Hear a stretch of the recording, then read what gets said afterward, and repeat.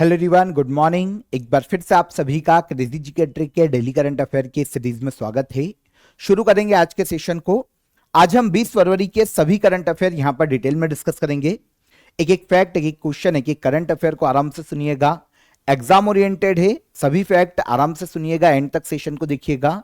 PDF और mock test आपको application पर मिलेगी, तो एप्लीकेशन को आप चेकआउट कीजिए, वहां से आप इसे फ्री ऑफ कॉस्ट कलेक्ट कीजिए। आइए चलते हैं 20 फरवरी के हमारे सबसे पहले क्वेश्चन की तरफ। देखें, लोसर फेस्टिवल 2026 किस राज्य में मनाया जा रहा है? तो देखिए, लोसर फेस्टिवल की बात करें तो तिब्बती बौद्ध धर्म के अनुयायी जो हैं वो लोसर फेस्टिवल को मनाते हैं न्यू ईयर के रूप में। तो जहां जहां पर तिब्बती बौद्ध धर्म के अनुयायी होंगे वहां पर लोसर फेस्टिवल मनाया जाएगा। इंडिया में अभी यह सेलिब्रेट किया जा रहा है हिमाचल प्रदेश राज्य में। आपको पता होना चाहिए कि हिमाचल प्रदेश का जो धर्मशाला है वो तिब्बती बौद्ध धर्म के धर्मगुरु दलाई लामा का निवास स्थान है। तो वहां पर 18 से लेकर 20 फरवरी तक मनाया जा रहा है हिमाचल प्रदेश में लोसर फेस्टिवल को। देखिए, जहां जहां पर भी तिब्बती बौद्ध धर्म के अनुयायी होंगे वहां पर यह फेस्टिवल मनाया जाएगा। इंडिया के अगर नेबर कंट्रीज की बात करें तो नेपाल में इसे मनाया जाता है, भूटान में मनाया जाता है, और इसके अलावा चीन का जो तिब्बत क्षेत्र है वहां पर बौद्ध धर्म के अनुयायी इसे सेलिब्रेट करते हैं। इंडिया में हिमाचल प्रदेश राज्य के अलावा सिक्किम और लद्दाख में भी इसे सेलिब्रेट किया जाता है। तो अभी हिमाचल प्रदेश में 18 से लेकर 20 फरवरी तक इसका आयोजन किया जा रहा है धर्मशाला में। जैसा कि मैंने आपको बताया, तिब्बती बौद्ध धर्म के समुदाय का ये न्यू ईयर माना जाता है ना। तिब्बती कैलेंडर के चंद्र कैलेंडर जो होता है उसके पहले दिन ये शुरू होता है। अगर हम हमारे कैलेंडर से कंपेयर करें, ग्रेगोरियन कैलेंडर से अगर हम देखें तो ये डे या तो फरवरी में आएगा या मार्च मंथ में आएगा, है ना। तिब्बती चंद्र कैलेंडर का पहला दिन या तो फरवरी में या मार्च में। तो अभी ये 18 से लेकर 20 फरवरी तक मनाया जा रहा है। 3 दिवसीय सम्मेलन है, एक त्योहार है, उत्सव है। और इस बार जो नया ईयर शुरू हुआ है, जो न्यू ईयर शुरू हुआ है तिब्बती बौद्ध धर्म का, इसे 2153वां वर्ष माना जा रहा है। मतलब ये जो चंद्र कैलेंडर है तिब्बतियों का, उसका 2153वां वर्ष है। और इसे घोषित किया गया है fire horse year. Fire horse year एक एनर्जी का प्रतीक है, एक पावर का प्रतीक है ना, चेंज का प्रतीक है। तो 60 साल में एक चक्र की तरह ये कैलेंडर घूमता है। तो हर 60 साल में एक बार आता है फायर हॉर्स ईयर, जो कि इस बार का है 2026 का। चंद्र कैलेंडर के अकॉर्डिंग ये 2153वां वर्ष है तिब्बती बौद्ध धर्म का। इजी। अब 3 दिन में जो महोत्सव में फेस्टिवल होते हैं, पहले दिन चांगकोल नाम का एक पदार्थ या प्रोडक्ट बनाया जाता है, जो कि एक पेय पदार्थ है। जैसे शराब होती है ना, उसी तरीके का ये पदार्थ है जो कि बनाया जाता है, पारंपरिक पेय है। ये पहले दिन मनाया जाता है, चांगकोल नाम है इसका। फिर सेकेंड डे जो किंग होते हैं, तिब्बती बौद्धों के जो किंग रहे हैं, उनके सम्मान में दूसरा दिन जो समारोह होते हैं वो समर्पित किए जाते हैं। और थर्ड डे जो होता है वो परिवार के लिए और जो समुदाय और कम्युनिटी है उनके पारंपरिक नृत्य का आयोजन किया जाता है, आपस में दावतों का आयोजन किया जाता है, गेम्स आयोजित किए जाते हैं। और इस तरीके से लोसर फेस्टिवल 3 दिन तक मनाया जाता है। तो 18 से लेकर 20 फरवरी तक अभी यह मनाया जा रहा है हिमाचल प्रदेश राज्य में। हिमाचल प्रदेश के अलावा लद्दाख और सिक्किम में भी इसका आयोजन इंडिया में किया जाता है। ठीक है। तो जब भी ऐसे ऑप्शन आपको आएंगे ना लोसर फेस्टिवल से, तो आप देखना स्टेट के ऑप्शन बहुत आपको अलग अलग दिए जाएंगे। जैसे एक स्टेट आपको कोई पूर्वोत्तर का दे दिया, है ना, तो एक स्टेट आपको जैसे राजस्थान या दक्षिण भारत का कोई मिलेगा, एक आपको उत्तर का मिलेगा, जैसे फॉर एग्जांपल पंजाब हरियाणा। तो इस तरीके से दूर दूर आपको ऑप्शन देंगे ताकि आप कंफ्यूज ना हो, क्योंकि ये एक से अधिक प्लेसेस पर मनाया जा रहा है। आगे चले। कुनो नेशनल पार्क में 3 चीता शावकों के जन्म के बाद भारत में चीतों की कुल संख्या कितनी हो गई है? तो आपको पता है चीता परियोजना के तहत भारत में शुरुआत में 20 चीते लाकर छोड़े गए थे। पहले 8 लेकर आए, फिर 12 लेकर आए अफ्रीका से, नामीबिया से, और 20 चीतों को लाकर छोड़ा गया था कुनो नेशनल पार्क में। यह देखने को मिलता है मध्य प्रदेश राज्य में। ओके। अभी क्या हुआ है कि एक जो मादा चीता है उसने 3 शावकों को जन्म दिया है कुनो नेशनल पार्क में, और इनको मिलाकर अब इंडिया में चीतों की संख्या हो गई है 38। कितने चीते हैं इंडिया में? 38 चीते हैं इन तीनों को मिलाकर। ठीक है, देखिए एक मादा चीता है गामिनी, कहां पर? कुनो नेशनल पार्क में। इसने दूसरी बार 3 शावकों को एक साथ जन्म दिया है, और इनको मिलाकर कुनो नेशनल पार्क में अब चीतों की संख्या हो गई है 38। चीतों के संरक्षण के लिए भारत में चीतों को स्थापित करने के लिए एक चीता प्रोजेक्ट लाया गया था सेंट्रल गवर्नमेंट के द्वारा। आपको पता है इंडिया में 1952 में ही चीते विलुप्त हो गए थे, इंडिया से खत्म हो गए थे। उसके पहले इंडिया में चीते देखने को मिलते थे, लेकिन शिकार के कारण ये खत्म हो गए 1952 में। आगे चलकर सेंट्रल गवर्नमेंट प्रोजेक्ट चीता लेकर आती है और 2022 में चीतों के पुनर्वास की व्यवस्था करती है इंडिया में। और इसी क्रम में 2022 में 8 चीतों को नामीबिया से लाया जाता है, अफ्रीकी देश है, और दक्षिण अफ्रीका से 12 चीतों को लाया जाता है और इनको छोड़ा जाता है कुनो नेशनल पार्क में। अब ये बढ़ते बढ़ते कितने हो गए हैं? 3 साल में 38 चीते हो गए हैं। इनके संरक्षण के लिए लगातार काम किए जा रहे हैं। और इसके अलावा जो नेशनल टाइगर कंजर्वेशन अथॉरिटी है, इसकी एक स्टीयरिंग कमेटी थी, चीता प्रोजेक्ट स्टीयरिंग कमेटी। इसने लास्ट ईयर 2025 में यह भी डिमांड की थी कि कुनो नेशनल पार्क के अलावा मध्य प्रदेश के ही पश्चिम में जो Gandhi Sagar wild life sanctuary है, यहां पर भी चीतों को बसाया जाना चाहिए, ताकि अगर कोई ऐसी बीमारी या पेंडेमिक आप फैलता है तो ऐसा नहीं हो कि कुनो नेशनल पार्क के सारे चीते खत्म हो जाए, तो उनको कुछ चीतों को शिफ्ट किया जाना चाहिए Gandhi Sagar wild life sanctuary में। तो दोनों ही जो प्लेस है, कुनो नेशनल पार्क और Gandhi Sagar wild life sanctuary, दोनों ही कहां पर है? मध्य प्रदेश राज्य में। ओके, चीतों के लिए एक अनुकूल स्थान है अगर एटमॉस्फेयर कंडीशन से देखें, है ना, रहने के स्थान के रूप में देखें, यानी कि भोजन की व्यवस्था के रूप में देखें, तो एक अनुकूल प्लेस है, इसलिए यहां पर चीतों को संरक्षित किया जा सकता है और उनकी आबादी को बढ़ाया जा सकता है। कुनो नेशनल पार्क मध्य प्रदेश के उत्तर में श्योपुर और शिवपुरी डिस्ट्रिक्ट में फैला हुआ है, स्पेशली श्योपुर में। 1981 में ये एक सेंचुरी के रूप में बना था और आगे चलकर 2017-18 के आसपास इसको नेशनल पार्क डिक्लेयर कर दिया गया। 748 स्क्वायर किलोमीटर इसका एरिया देखने को मिलता है एमपी के उत्तर में। और Gandhi Sagar wild life sanctuary MP के मंदसौर नीमच जिले में फैली हुई है। 1974 में ये बनी थी। 368 स्क्वायर किलोमीटर का एरिया है ऑलमोस्ट गांधी सागर सेंचुरी का। ठीक है, नेशनल टाइगर कंजर्वेशन अथॉरिटी, अगर हम इसकी बात करते हैं तो वाइल्ड लाइफ कंजर्वेशन की एजेंसी है जो कि टाइगर या बाघ संरक्षण के लिए काम करती है इंडिया में, है ना। एक स्टेचुरी बॉडी है, 2005 में बनी थी। वाइल्ड लाइफ प्रोटेक्शन एक्ट 1972 के तहत इसका गठन किया गया है। और national tiger conservation authority ministry of environment, forest and climate change के अंतर्गत कार्य करती है। आपको पता है भारत में जो बाघ जनगणना होती है वो नेशनल टाइगर कंजर्वेशन अथॉरिटी ही करवाती है। अभी इंडिया में बाघ जनगणना चल रही है तो वो यही संस्था करवा रही है। इजी समझ में आया? तो कुनो नेशनल पार्क कहां पर है? तो ये मध्य प्रदेश राज्य में है। ठीक है, आज का ऑफर ऑफ द डे आप सभी को बता देता हूं। 1000 क्वेश्चन सीरीज को आप यहां पर ज्वाइन कर सकते हैं। देखिए काफी स्टूडेंट होते हैं जिन्होंने जीएस के सारे सब्जेक्ट पढ़े होते हैं, लेकिन जब एग्जाम देने जाते हैं डायरेक्ट, तो देखिए बिना मॉक टेस्ट लगाए, बिना क्वेश्चन की प्रैक्टिस किए किसी भी एग्जाम में अगर आप केवल थ्योरी पढ़ के जाएंगे तो आपके संभावना है कि 10 में से आप 7 क्वेश्चन गलत करके आए। इसीलिए आप 1000 क्वेश्चन सीरीज को यहां पर ज्वाइन कीजिए। पॉलिटी, ज्योग्राफी और साइंस इंडिविजुअल सभी क्वेश्चन सीरीज आपको मिल जाएगी काफी अफोर्डेबल प्राइस में। ठीक है, यहां पर आपको 1000 एमसीक्यूज मिलेंगे हर सब्जेक्ट के, साथ ही साथ एक्सप्लेनेशन भी आपको मिलेगा हर क्वेश्चन के साथ, उसके आंसर के साथ आपको उसकी डिटेल एक्सप्लेनेशन भी मिल जाएगी। तो आप यहां पर अपनी तैयारी को और ज्यादा बूस्ट कर सकते हैं। अफोर्डेबल प्राइस में अभी के लिए आपको अवेलेबल है, मैंने आपको डिस्क्रिप्शन में लिंक दे दी है, वहां पर आप पॉलिटी, ज्योग्राफी, साइंस या तो इंडिविजुअल या तीनों को ज्वाइन कर सकते हैं।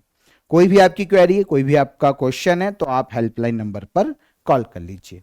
ठीक है, तब तक हम चलेंगे आगे अगले क्वेश्चन की तरफ। किस राज्य ने पहली बार भारत में टाइडल फ्लडिंग को स्टेट स्पेसिफिक डिजास्टर घोषित किया है। अगर हम इसकी बात करें ना तो ये है ज्वारी बाढ़, है ना, जो ज्वार भाटा के कारण जो बाढ़ आती है ज्वार के कारण, इसे कहा जाता है ज्वारी बाढ़। तो ज्वारी बाढ़ को राज्य आपदा घोषित करने वाला इंडिया का पहला राज्य बना है केरला स्टेट। कौन बना? केरला। देखिए होता क्या है, अभी तक क्या होता था कि ज्वारी बाढ़ से अगर कोई भी नुकसान होता था केरला में किसी को, तो उसको वो सारी फैसिलिटी नहीं मिल पाती थी, गवर्नमेंट के वो सपोर्ट नहीं मिल पाता था जो कि नॉर्मल डिजास्टर की कंडीशन में लोगों को मिलता है ना। क्या होता है कि नॉर्मल डिजास्टर की कंडीशन में, जैसे बारिश का मौसम है और बाढ़ आ गई, है ना, कोई भूकंपी घटना हो गई या फिर कोई लैंडस्लाइड हो गई या कुछ भी अदर हो गया, तो गवर्नमेंट का सपोर्ट मिलता है, कंपनसेशन गवर्नमेंट देती है ना।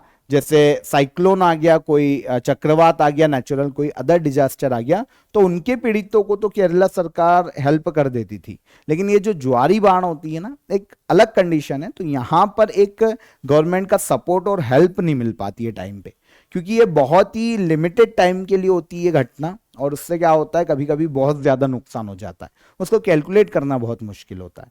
तो अब केरला ने क्या किया है कि ज्वारी बाढ़ को स्टेट स्पेसिफिक डिजास्टर घोषित किया, राज्य आपदा घोषित किया। क्या होता है कि समुद्र के जल स्तर में अचानक से वृद्धि होती है ज्वार के समय में, और कभी कभी ये पानी जो होता है ना समुद्र के जल स्तर का जो बढ़ा हुआ पानी है, वो किनारों के जो शहर बसे हुए या जो गांव बसे हुए उनमें घुस जाता है, और उससे काफी नुकसान हो जाता है किनारे पर रहने वाले लोगों का। इसलिए ज्वारी बाढ़ को स्टेट स्पेसिफिक डिजास्टर या राज्य आपदा घोषित किया है। भारत का पहला राज्य बना है कौन? केरला। ज्वारी बाढ़ को सनी डेज फ्लडिंग भी कहा जाता है, क्योंकि क्या होता है कि बारिश के बिना भी यह आपदा आ जाती है। समुद्र का जल स्तर जरूरी नहीं है कि केवल बारिश के कारण ही बढ़े, ज्वार के कारण भी समुद्र का जल स्तर बढ़ जाता है। यह नॉर्मली दिन में 2 बार यह घटना होती है, और अमावस पे या पूर्णिमा के दिन, है ना, फुल मून का जो डे होता है, तो उस दिन तो और गंभीर स्थिति होती है। आपने ज्योग्राफी में पढ़ी होगी ये कंडीशन। तो इस दिन और ज्यादा ज्वार का हमें असर देखने को मिलता है, और जल स्तर में वृद्धि होने के कारण या जो लहरें हैं वो बहुत ही स्पीड में आकर किनारों से टकराती है, तो उससे आम लोगों का काफी नुकसान होता है।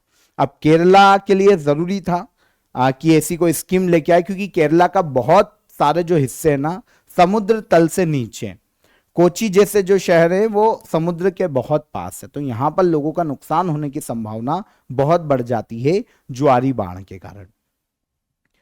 एक एक्ट है डिजास्टर मैनेजमेंट एक्ट, इसकी धारा है 2D। यह राज्य को यह पावर देती है कि वो किसी भी ऐसी घटना को राज्य आपदा घोषित कर सकती है। तो इसी के तहत केरला ने अपने यहां पर ज्वारी बाढ़ को राज्य आपदा घोषित किया है। केरला दक्षिण भारतीय राज्य, तिरुवनंतपुरम कैपिटल है। राजेंद्र विश्वनाथ आर्लेकर गवर्नर है केरला के। पिनरई विजयन इसके सीएम के पद पर हैं। 140 विधानसभा सीटें हैं केरला में, 20 लोकसभा की और 9 राज्यसभा सीटें देखने को मिलती हैं। चर्चा में रहा शाहपुर कंडी डैम किस नदी पर स्थित है? शाहपुर कंडी डैम यह हमको देखने को मिलेगा रावी रिवर पर। अभी सेंट्रल गवर्नमेंट ने अनाउंस किया है कि 2026 के अभी 31 मार्च 2026 तक हम शाहपुर कंडी डैम को शुरू कर देंगे, इसका इनॉग्रेशन कर देंगे और काम शुरू हो जाएगा। ठीक है, अब शाहपुर कंडी डैम देखिए एक्चुअल में क्या है कि सिंधु वाटर ट्रीटी, आपने एक वाटर ट्रीटी हमने कल भी पढ़ी थी, सिंधु जल समझौता या इंडस वाटर ट्रीटी 1960 में हुई थी। इसमें क्या था कि जो नदियों को 2 क्रम में बांटा गया था, सिंधु और उसकी सहायक को, पूर्वी नदियां और पश्चिमी नदियां। पश्चिमी नदियां जैसे सिंधु, झेलम और चिनाब, इनके पानी पर पूरा अधिकार पाकिस्तान के पास था, और जो पूर्वी नदियां है ये पश्चिमी हो गई तीनों, पूर्वी जो नदियां हैं जैसे सतलज, व्यास और रावी, इन पर जो अधिकार है वो इंडिया का था। लेकिन इंडिया अभी तक क्या इंफ्रास्ट्रक्चर इतने हमारे पास डेवलप नहीं थे, तो रावी नदी के पानी पे अधिकार हमारा होने के बाद भी ये बहकर चला जाता था पाकिस्तान। हम यूज ही नहीं कर पा रहे थे हमारी नदी के पानी को सिंचाई में या फिर हाइड्रो पावर प्रोजेक्ट में, ये पाकिस्तान जा रहा था, और पाकिस्तान तो उसकी तो और ज्यादा हालत खराब है, वो तो अपनी जो उसकी हिस्से की नदियां वो यूज नहीं कर पा रहा है, तो इसका क्या लाभ ले पाएगा। पाकिस्तान की तो और ज्यादा हालत खराब है, उसके पास डैम नहीं है, इंफ्रास्ट्रक्चर नहीं है, तो वो भी उसका भी रावी नदी का पानी आगे जाकर जो अरेबियन सी का क्षेत्र है वहां पर जाकर गिर जा रहा था। अब हमने क्या किया है कि रावी नदी पर शाहपुर कंडी डैम, जो कि प्रोजेक्ट तो काफी पहले से पारित हो चुका था, लेकिन अब फाइनली हमने इसको पूरा किया है 2017 में, 17-18 में सेंट्रल गवर्नमेंट ने इसे नेशनल इंटरेस्ट में डाला था और तब से इसका काम तेज किया और अब फाइनली 2026 में ये बनकर तैयार होने वाला है और 31 मार्च तक ये तैयार हो जाएगा। शाहपुर कंडी डैम रावी नदी पर देखने को मिलता है पंजाब राज्य में। वैसे ये पंजाब और जम्मू कश्मीर की बॉर्डर पर है, लेकिन ये पंजाब के पठानकोट में स्थित है। शाहपुर कंडी डैम ध्यान रखना, पंजाब के पठानकोट में रावी रिवर पर स्थित है। इसी के पास रंजीत सागर डैम के 11 किलोमीटर नीचे यह डैम बनाया गया है, ठीक है ना। यह जो है रंजीत सागर डैम के 11 किलोमीटर नीचे के एरिया में बनाया गया है। रंजीत सागर डैम से निकलने वाला जो पानी है वो यहां पर पहुंचेगा शाहपुर कंडी डैम में और यहां से इलेक्ट्रिसिटी जनरेट की जा सकेगी और सिंचाई के लिए भी पानी का यूज किया जा सकेगा। विद्युत उत्पादन क्षमता देखिए तो कैपेसिटी है 206 मेगावाट की शाहपुर कंडी डैम की। तो बेनिफिट होगा, जम्मू कश्मीर के कठुआ और सांबा जिले में 32,000 हेक्टेयर पर सिंचाई की जा सकेगी शाहपुर कंडी डैम के बनने के बाद। पंजाब के 5,000 हेक्टेयर भूमि पर सिंचाई की व्यवस्था यहां से देखने को मिलेगी। जैसा कि मैंने आपको बताया 1982 में इंदिरा गांधी ने इसकी नींव रखी थी, लेकिन विवादों के कारण, क्योंकि सिंधु जल संधि के कारण पाकिस्तान हम पे काफी दबाव बनाता था और पहले आपको पता है जो हम प्रीवियस समय में, क्योंकि हमारा डेवलपमेंट पर ज्यादा फोकस था तो हम विवादों से बचते थे, लेकिन अब फाइनली 1982 से ये विवादों में था, काफी दशक लगे और 2018 में सेंट्रल गवर्नमेंट ने इसे नेशनल इंटरेस्ट का प्रोजेक्ट घोषित किया, तब से इस पे काम तेज हुआ। ठीक है, तो किस राज्य में? पंजाब में। किस नदी पर है? रावी नदी पर। समाचारों में रही विक्टोरिया झील किस महाद्वीप की सबसे बड़ी झील है? विक्टोरिया झील ज्योग्राफी में पढ़ा होगा हमने इसको, यह हमें देखने को मिलेगी अफ्रीका कॉन्टिनेंट में। अफ्रीका महाद्वीप की सबसे बड़ी मीठे पानी की झील विक्टोरिया झील। इसी झील से नील नदी निकलती है जो कि वर्ल्ड की सबसे बड़ी नदी है और यहां से निकलकर उत्तर की ओर बहती है। तो विक्टोरिया झील या विक्टोरिया लेक अफ्रीका महाद्वीप में अफ्रीका के 3 देशों की बाउंड्री पर यह देखने को मिलती है।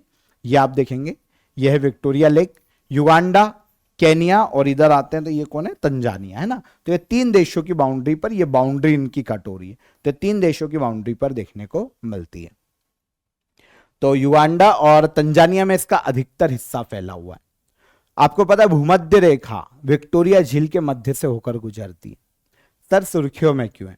तो अभी जो साइंटिस्ट है उन्होंने चेतावनी दी है कि भारी प्रदूषण के कारण आने वाले समय में विक्टोरिया झील पूरी तरीके से खत्म हो सकती है। एक्चुअली क्या, इसमें साइनोबैक्टीरिया और ब्लू ग्रीन एल्गी की मात्रा बहुत ज्यादा बढ़ती जा रही है, जिसके कारण बहुत ज्यादा प्रदूषित होते जा रही। क्योंकि एक्चुअल में होता क्या, देखिए ब्लू ग्रीन एल्गी की बात करें, ये क्यों बढ़ते जा रही? पहले तो ये समझो, जो इंडस्ट्रियल वेस्ट है ना, फर्टिलाइजर रन ऑफ है या फिर जो अनट्रीटेड सीवरेज वाटर है, वो विक्टोरिया झील में लगातार जा रहा है। उससे हो ये रहा है कि भाई इस पानी में जो कि फैक्ट्री से निकल रहा है या फिर जो प्रदूषित पानी है उसमें नाइट्रोजन और फास्फोरस बहुत ज्यादा होता है, झील में मिलता है, और ये नाइट्रोजन और फास्फोरस खाना है ब्लू ग्रीन एल्गी का। तो क्योंकि खाना मिल रहा है तो ब्लू ग्रीन एल्गी जो है, जो शैवाल है, वो बढ़ती जा रही है यहाँ पर और बढ़ती जा रही है, और जब ये मरती है ना तो इसको डिस्पोज होने में ऑक्सीजन बहुत ज्यादा चाहिए, तो लगातार इस झील में ऑक्सीजन भी कम होती जा रही। इसलिए इन फ्यूचर वैज्ञानिकों ने चेतावनी दी है कि अगर इसको सेव नहीं किया गया, रिवाइवल के लिए काम नहीं किया गया, तो इन फ्यूचर विक्टोरिया झील पूरी तरीके से खत्म हो जाएगी। और इसका इफेक्ट नील नदी पर भी देखने को मिलेगा, क्योंकि नील नदी का उद्गम विक्टोरिया झील से होता है। ओके, तो यह कारण है कि विक्टोरिया लेक अभी काफी सुर्खियों में थी, मैंने आपको बता ही दिया है कारण क्या है। अब इस लेक का पानी अगर कोई व्यक्ति पिएगा तो ऑब्वियस सी बात है उसके भी जो बॉडी ऑर्गन है वो फेल्योर के कारण, लीवर जैसे जो बॉडी ऑर्गन है वो फेल होंगे, नुकसान होगा। मछलियां मरेगी जो कि वहां पर झीलों में पाई जाती है। पक्षी जो है, वहां की जो बायोडायवर्सिटी है वो इफेक्ट होगी और बहुत सारे नुकसान देखने को मिलेंगे। तो विक्टोरिया लेक 3 देशों की सीमा पर है, बता चुका हूं मैं। अफ्रीका की सबसे बड़ी मीठे पानी की लेक। अगर हम वर्ल्ड से कंपेयर करें तो सुपीरियर लेक जो कि उत्तरी अमेरिका महाद्वीप में, उसके बाद ये वर्ल्ड की मीठे पानी की दूसरी बड़ी झील है, लेकिन अफ्रीका की सबसे बड़ी मीठे पानी की झील। भूमध्य रेखा इस लेक से बीच में से होकर गुजरती है। 19 फरवरी को छत्रपति शिवाजी महाराज की जयंती मनाई जाती है। उन्होंने किस साम्राज्य की स्थापना की थी? तो छत्रपति शिवाजी महाराज से एग्जाम में क्वेश्चन पूछा जाता है। 19 फरवरी को छत्रपति शिवाजी महाराज की जयंती मनाई जाती है। इन्होंने मराठा साम्राज्य की स्थापना की थी। क्वेश्चन सिंपल है, लेकिन कभी कभी एग्जाम में छत्रपति शिवाजी महाराज के पिता माता का नाम भी पूछ लिया जाता है, तो हमें इनके बारे में पता होना चाहिए। 19 फरवरी को छत्रपति शिवाजी महाराज की 396वीं जयंती मनाई गई है। आपको पता है शिवाजी महाराज को जो जन्म है ना, वो शिवनेरी किले में हुआ था, पुणे के पास। इनका जन्म हुआ था 19 फरवरी 1630 में और मृत्यु हुई थी 3 अप्रैल 1680 में शिवाजी महाराज की। ओके, पिता का नाम था शाहजी भोसले और माता थी जीजाबाई शिवाजी महाराज की। ठीक है, मराठा साम्राज्य की स्थापना की थी इन्होंने। 1674 में रायगढ़ के किले में राज्याभिषेक किया गया शिवाजी महाराज का, और यहीं से छत्रपति की उपाधि मिलती है शिवाजी महाराज को। 1674 से 1680 तक रायगढ़ के किले में राज्याभिषेक के बाद जो मराठा साम्राज्य, उसके मराठा साम्राज्य के पहले छत्रपति माने जाते हैं शिवाजी महाराज। ऑब्वियसली बात है, मराठा साम्राज्य की जो शुरुआत है वो शिवाजी महाराज से हुई है। ठीक है, काफी अलग अलग दुर्गों का निर्माण करवाया इन्होंने, काफी युद्ध लड़े। इनके शासन काल में एक बहुत ही इंपॉर्टेंट क्वेश्चन एग्जाम में पूछा जाता है, इनकी जो मंत्री परिषद है उसको किस नाम से पुकारा जाता था?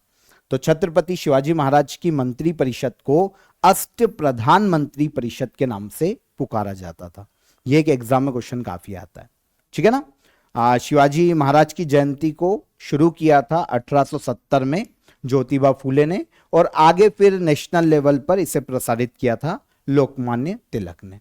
नेशनल लेवल पर लोकप्रिय बनाया था। भारतीय नौसेना के द्वारा लॉन्च किए गए पहले स्वदेशी कैडेट ट्रेनिंग शिप का नाम क्या है? तो भारतीय नौसेना के द्वारा लॉन्च किए गए पहले स्वदेशी रूप से निर्मित कैडेट ट्रेनिंग शिप को नाम दिया गया है कृष्णा। भारत की तीसरी सबसे बड़ी नदी कृष्णा नदी के नाम पर इसका नाम रखा गया है। एक ट्रेनिंग शिप है, जो कैडेट होते हैं उनके लिए एक ट्रेनिंग शिप है जो कि पूरी तरीके से स्वदेशी रूप से निर्मित किया गया है, और इंडियन नेवी की पहली स्वदेशी कैडेट ट्रेनिंग शिप। ओके, निर्माण एल&टी शिप बिल्डिंग फैसिलिटी ने किया है, जिसका हेडक्वार्टर तमिलनाडु के चेन्नई में देखने को मिलता है। वैसे टोटल इससे 3 ट्रेनिंग शिप इंडियन नेवी को मिलने वाले हैं। 3 कैडेट ट्रेनिंग शिप में से यह पहला शिप है जो कि अभी इंडियन नेवी में शामिल किया गया। हमारे जो चीफ ऑफ डिफेंस स्टाफ है जनरल अनिल चौहान, इनकी उपस्थिति में इनकी जो पत्नी है अनुपमा चौहान, इन्होंने इसे लॉन्च किया। ठीक है, सीडीएस के बारे में हमको पता होना चाहिए कि ये कौन है, जनरल अनिल चौहान।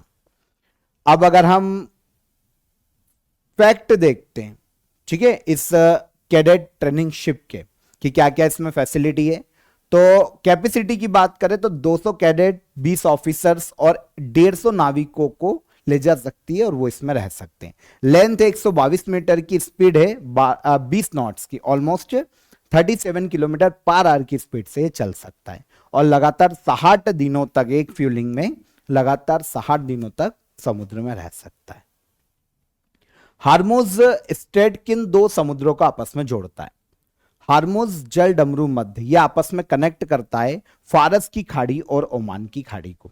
अगर हम मैप पर देखेंगे तो ईरान के दक्षिण में आपको ये पर्शियन गल्फ देखने को मिलेगा, फारस की खाड़ी, और इस तरफ आएंगे तो ये हमको देखने को मिलेगा ओमान की खाड़ी। ये जो हिस्सा है ये ओमान की खाड़ी का हिस्सा है, ओमान के उत्तर में।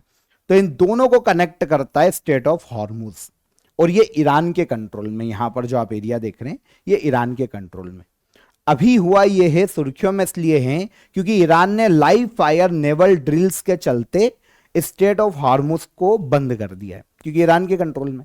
अब इससे हुआ क्या कि पूरे दुनिया में हलचल मच गई कि भाई अमेरिका और ईरान के बीच में कहीं युद्ध जैसी स्थिति तो नहीं है, क्योंकि Iran live fire naval drills कर रहा है, तो ऑब्वियस सी बात है कि युद्ध का कोई खतरा होगा तभी ये ड्रिल्स कर रहा है। और युद्ध का कारण अभी अमेरिका के साथ पिछले साल से काफी तनातनी चल रही है ईरान की, ठीक है ना।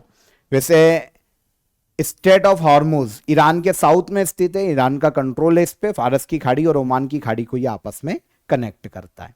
2025 में जब अमेरिका ने ऑपरेशन मिडनाइट हैमर चलाया था, तब अमेरिका ने क्या किया था कि ईरान की 3 न्यूक्लियर फैसिलिटी पर अटैक किया था। तब भी ईरान ने स्टेट ऑफ हॉर्मुज को बंद कर दिया था, और एक बार फिर से बंद किया, तो ऑब्वियस सी बात है कि अमेरिका और ईरान के बीच में अभी प्रॉब्लम्स खत्म नहीं हुए। समझ में आ गया?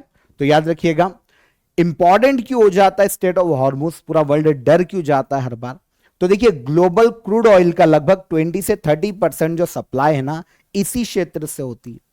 जो कच्चा तेल का वर्ल्ड में जो आयात निर्यात होता है ना, 30% तक यहां से होकर गुजरता है। बंद कर दोगे तो वर्ल्ड की जो अलग अलग देश है उनकी इकोनॉमी रुक जाएगी, है ना। दुनिया का लगभग 1/3 लिक्विड पेट्रोलियम गैस इसी रास्ते से ट्रांसपोर्ट होता है। भारत भी अपने जो टोटल क्रूड ऑयल इंपोर्ट है ना, उसका 85% जो क्रूड ऑयल इंपोर्ट है उसमें से लगभग 45 से 50% इसी स्टेट से करता है, मतलब यहीं से होकर आता है, क्योंकि हम पश्चिमी देशों के साथ डील करते हैं। तो अगर ये बंद रहता है तो दुनिया में ऑब्वियस सी बात है क्रूड ऑयल की कमी आएगी और वर्ल्ड अस्थिर होगा। तो ये तो स्टेट ऑफ हॉर्मुज हो गया। यहां पर मैंने कुछ और स्टेट मेंशन किए, पहले मैं आपको पढ़ा चुका हूं, इसलिए हम इसको डिटेल में नहीं ले जाने। पॉज करके इसको देख लेना, या फिर आप पीडीएफ ले लेना क्रेजी जीके ट्रिक एप्लीकेशन से, फ्री ऑफ कॉस्ट है, उसको ले लो और एक बार इनको पढ़ लो, कौन सा स्टेट है और किन 2 वाटर बॉडी को जोड़ता है, एक बार देख लेना।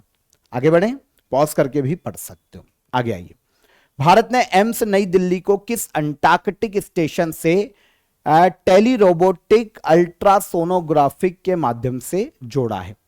तो भारत ने क्या किया कि एम्स नई दिल्ली को अंटार्कटिका, जो कि 12,000 किलोमीटर दूर है, वहां पर हमारा एक स्टेशन है, अंटार्कटिका स्टेशन, जिसका नाम है मैत्री स्टेशन, मैत्री रिसर्च सेंटर, उसे टेली रोबोटिक अल्ट्रासोनोग्राफी से हमने जोड़ा है।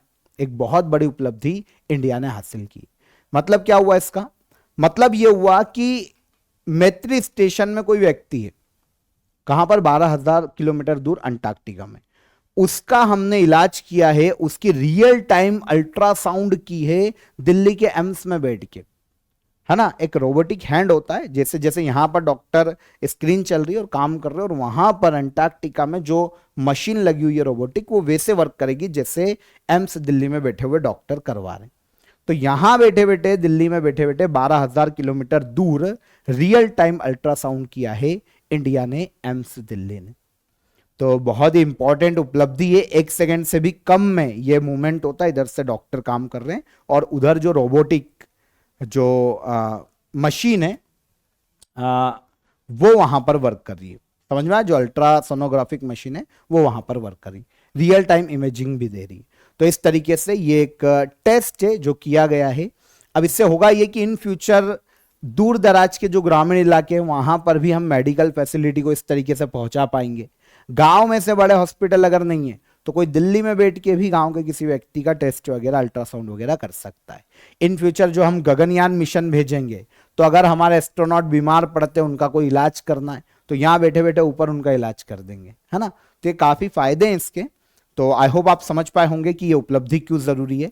मैत्री की बात करें तो हमारा पहला स्टेशन, पहले मैत्री के नाम से हमारा स्टेशन था, मैत्री स्टेशन 1989 में बना था।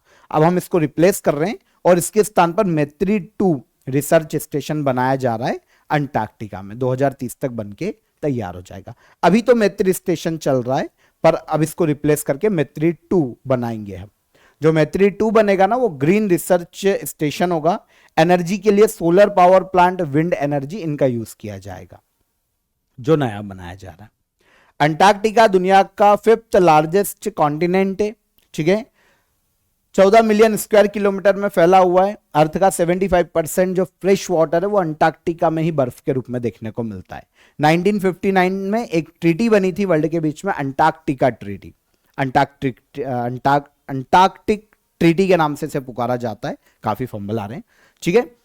इसमें यह डिसाइड हुआ था कि वर्ल्ड के जितने भी देश है ना, वो अंटार्कटिका में रिसर्च का काम कर सकते हैं। मतलब अंटार्कटिका किसी एक देश के कंट्रोल में नहीं है, क्योंकि वो इंटरनेशनल एक महाद्वीप पे तो कोई रहता ही नहीं है, तो किसी भी देश या किसी ऑर्गेनाइजेशन का कंट्रोल नहीं है। पर हर देश अपना रिसर्च सेंटर स्थापित कर सकता है और रिसर्च कर सकता है। इसके संसाधनों पर किसी भी देश का अधिकार नहीं है।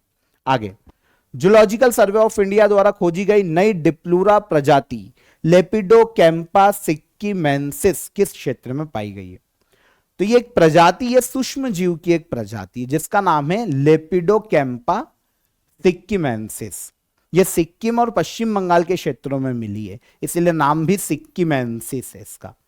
तो अगर हम ये क्षेत्र देखेंगे तो ईस्टर्न हिमालय पर हमको देखने को मिल जाएंगे सिक्किम और पश्चिम बंगाल के क्षेत्र। तो ये एक सूक्ष्म जीव है जिसको हाल ही में खोजा गया है। जूलॉजिकल सर्वे ऑफ इंडिया के साइंटिस्ट ने ईस्टर्न हिमालय, स्पेशली सिक्किम और वेस्ट बंगाल में डिप्लूरा समूह के एक नए सूक्ष्म जीव की खोज की है। डिप्लूरा एक समूह है और सूक्ष्म जीव का नाम है लेपिडोकैम्पा सिक्किमेंसिस। ठीक है, इस जो डिप्लोरा समूह है ना सूक्ष्म जीवों का, इसकी 17 प्रजातियां इंडिया में खोजी गई है, लेकिन सारी की सारी फॉरेन साइंटिस्टों ने खोजी। पहली बार हुआ है कि किसी इंडियन साइंटिस्ट के समूह ने एक नई प्रजाति की खोज की है इस समूह के। ओके, तो 50 साल के बाद भारत में जो टैक्सोनॉमी है उसके क्षेत्र में कोई महत्वपूर्ण खोज देखने को मिली इंडिया में। ठीक है, तो अगर लेपिडोकैम्पा की बात करें, बिना पंख वाला, अंधा और मिट्टी में रहने वाला एक सूक्ष्म जीव है। हेक्सापोडा समूह का हिस्सा, यानी 6 पैर होते हैं इसके, है ना, 6 पैर इसके वो देखने को मिलते हैं। सिक्किम और वेस्ट बंगाल में पाया गया है। मिट्टी में पोषक तत्व के चक्र को बनाए रखने के लिए जरूरी है। बनावट, जो मिट्टी की बनावट है उसको सुधारने के लिए ये सूक्ष्म जीव बहुत ज्यादा जरूरी। तो ये खोजा गया है सिक्किम और पश्चिम बंगाल में। जूलॉजिकल सर्वे ऑफ इंडिया की बात करें, भारत में एक गवर्निंग ऐसी बॉडी है जो कि जीवों पर रिसर्च का काम करती है। ठीक है, रिसर्च का, उनकी पहचान करना, संरक्षण करना, यह काम जूलॉजिकल सर्वे ऑफ इंडिया का है। स्थापना 1916 में की गई थी। वेस्ट बंगाल के कोलकाता में इसका हेडक्वार्टर है और यह ministry of environment, forest and climate change के अंतर्गत कार्य करता है। डन। तो यहां पर 20 फरवरी के हमारे सभी करंट अफेयर हो जाते हैं। डिटेल में हमने डिस्कस किया इनको। अब हम चलते हैं लास्ट डे के करंट अफेयर को एक बार रिवाइज कर लेते हैं। चर्चा में रहा गलाथिया बे भारत के किस द्वीप समूह में स्थित है? तो यह अंडमान निकोबार में है। मधुमक्खी कॉरिडोर पहल किस संस्था के द्वारा शुरू की गई? तो national highway authority of India. चर्चा में रहा तुलबुल नेविगेशन प्रोजेक्ट किस राज्य या यूटी में और किस नदी पर स्थित है? तो यह जम्मू कश्मीर में है, झेलम नदी पर, तुलबुल झेलम परियोजना। बायो एशिया 2026 समिट का आयोजन कहां किया जा रहा है? तो यह हैदराबाद में किया गया। असम सरकार ने ट्री ट्राइब्स के लिए क्लास 1 और 2 जॉब्स में कितना प्रतिशत रिजर्वेशन आरक्षित किया है? तो यह 3% है। भारत का पहला under water road cum rail tunnel किस नदी के नीचे बनाया जा रहा है? तो यह ब्रह्मपुत्र के नीचे बनाया जा रहा है। ऑपरेशन स्ट्राइप्स के तहत एक्सप्लोरर नामक बाघ को किस नेशनल पार्क में छोड़ा गया? तो यह पापीकोंडा नेशनल पार्क है। बांग्लादेश के नए प्रधानमंत्री कौन बने? तारिक रहमान। उदंती सीता नाडी टाइगर रिजर्व में हॉर्नबिल रेस्टोरेंट विकसित किया जा रहा है। टाइगर रिजर्व कहां पर है? तो यह छत्तीसगढ़ राज्य में है। और आगामी 2027 की जनगणना में डीनोटिफाइड नोमैडिक और सेमी नोमैडिक ट्राइब्स डीएनटीज को शामिल किया जा रहा है। आखिरी बार इनकी जनगणना कब की गई थी? तो यह 1931 की जनगणना में की गई थी। ये सारे करंट अफेयर कल के सेशन के हो गए रिवाइज। अब क्वेश्चन ऑफ द डे का आंसर। सार्क का हेडक्वार्टर नेपाल के काठमांडू में देखने को मिलेगा। ग्वालियर घराने के संस्थापक एक से ज्यादा हैं, तो जो भी स्टूडेंट ने आंसर किए, अलग अलग भी किए, तो बिल्कुल सही है। उस्ताद हासू खान या फिर नाथू खान, ये ग्वालियर घराने के संस्थापक हैं। भारतीय रिजर्व बैंक की स्थापना 1 अप्रैल 1935 में की गई थी। ये तीनों क्वेश्चन के आंसर। अब आज के क्वेश्चन ऑफ द डे। पहला, मराठा साम्राज्य की पहली राजधानी कौन थी? अभी हमने शिवाजी महाराज के बारे में पढ़ा है, तो ये आंसर कीजिएगा। मलक्का स्ट्रेट किन 2 महासागर को जोड़ता है? ओशन की बात की जा रही है। और अंटार्कटिका पर भारत का पहला अनुसंधान संस्थान कौन सा था? तीनों क्वेश्चन के आंसर कमेंट में कीजिएगा। सेशन कैसा लगा ये भी बताइए। पसंद आया हो तो लाइक और शेयर करके जाइएगा, और चैनल पर पहली बार आए हो तो चैनल को सब्सक्राइब कर लो। कल फिर मुलाकात करेंगे नेक्स्ट डे के करंट अफेयर में। पीडीएफ एप्लीकेशन पर चेकआउट कीजिए, वहां से ले लीजिएगा। जरूरत पड़ेगी आपको आज के सेशन की पीडीएफ की तो क्रेजी जीके ट्रिक एप्लीकेशन से ले लीजिए। कल मुलाकात करेंगे। जय हिंद, जय भारत।